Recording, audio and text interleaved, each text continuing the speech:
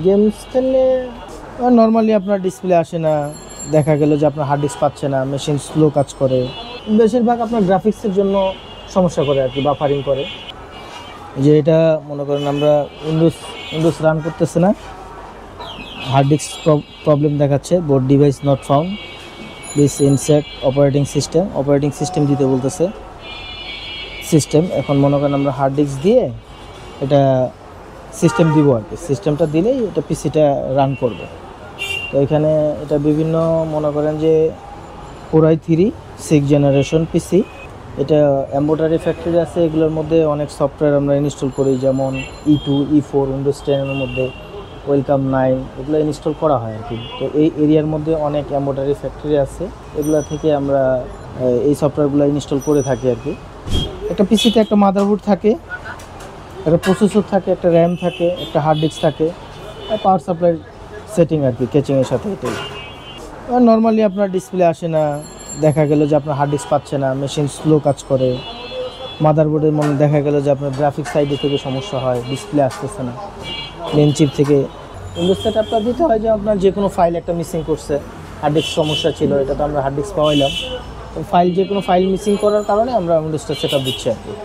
যে দেখা গেল যে আপনার অনেক সময় ভাইরাসের কারণে স্লো কাজ করে, যে আপনি নেট চালাচ্ছেন, আপনাকে একটা মেসেজ দিল, ওই মেসেজে আপনি ইন করলে দেখা গেল যে আপনার কম্পিউটারটার সাথে সাথে স্লো কাজ করতেছে, ভাইরাসের জন্য অনেক সময় স্লো কাজ করে। আবার দেখা গেল যে আমাদের প্যান ড্রাইভের জন্য, প্যান ড্রাইভে আমরা যখন প্যান ড্রাইভ ঢুকাই, শর্টকাট ভাইরাস ঢুকে অনেক সময় আমাদের কম্পিউটার স্লো করে ফেলে। বেশিরভাগ এখন মাদারবোর্ডে আপনার ম্যাক্সিমাম র্যাম নষ্ট হয়ে যায়, পাওয়ার সাপ্লাই নষ্ট হয়ে যায়, হার্ড ডিস্ক যায়, মাদারবোর্ড খুবই কম যায়। মাদারবোর্ড আপনার বার্ন হয়ে গেলে এখন সার্ভিস ওভাবে করলে সার্ভিস ভালো পাওয়া যায় না, আমরা একবারে চেঞ্জ করে দিই বা রিপেয়ার করে দিই, যেটা রিপেয়ার সম্ভব রিপেয়ার করে দিই, আর না হলে চেঞ্জ করে দিই। মেন ইম্পর্টেন্ট জিনিস আপনার মাদারবোর্ডের মধ্যে মেন ইম্পর্টেন্ট জিনিস হচ্ছে যে আপনার প্রসেসর, এই যে র্যাম, এই দুইটা জিনিসই, মানে এই প্রসেসর ছাড়া তো আপনার ডিসপ্লে আসবে না, র্যাম ছাড়া ডিসপ্লে আসবে না।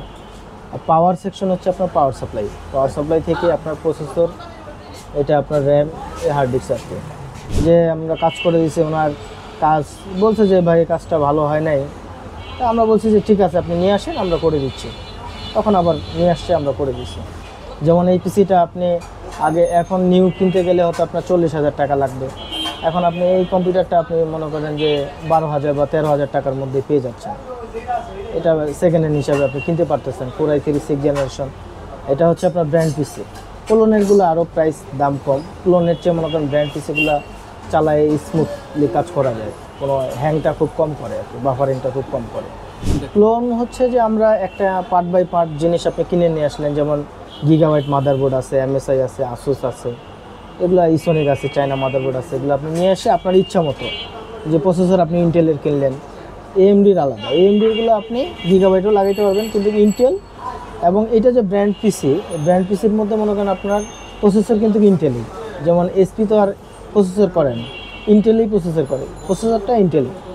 আর এই যে মনে করেন এখানে আপনার মাদারবোর্ডটা হচ্ছে SP কোম্পানির, যেমন পাওয়ার সাপ্লাই SP, কেচিং SP, যেমন হার্ড ডিস্কটা আছে সিগ্রেটের, র্যামটা হচ্ছে SP।